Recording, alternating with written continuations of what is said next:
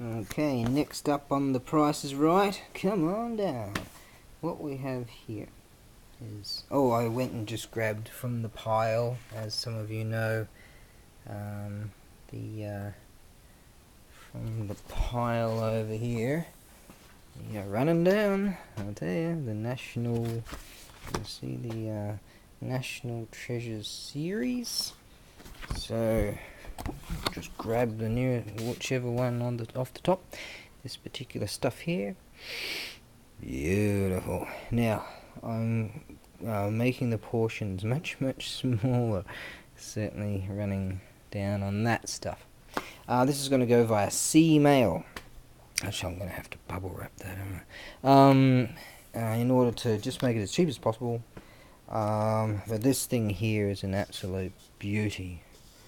It's, I mean, the patina on it is, how does it even get that kind of patina when this is actually indoors for most of its time? So it's, I'm saying that this is hundreds of years old. Yes. And check this out. Did have quite an amount of dints going on there, so I had to get a guy to do some work with it. Now check this out. Now I do not have a striker for it, so well, you can find one yourself. But check this out.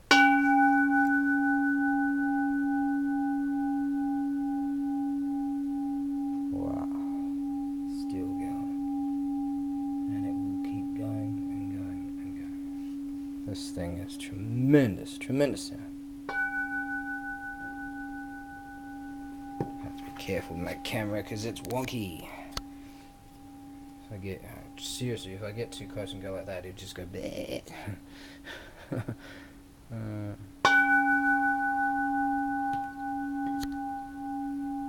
Now it's possible to do so.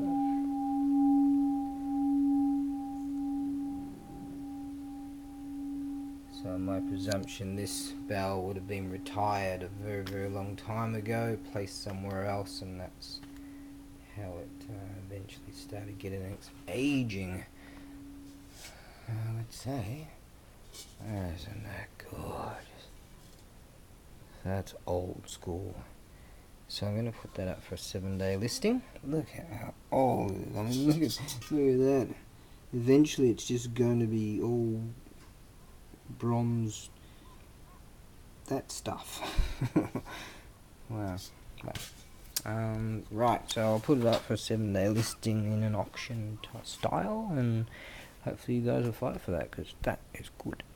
You will also receive this Buddhist-y thingy. These are expensive, and I happen to just find some of these in a box, and when sometimes you buy something at auction, you just get a whole bunch of other stuff, and lo and behold, now you get this awesome, it's brass, candlestick holder, and also incense burner. So usually they put the sandy sort of stuff in there and then plonk the incense in there, and that's that. Okay, good, right. Yeah, that's just good. This is a lot of listings. You should just see how many listings I'm going to put up this very evening.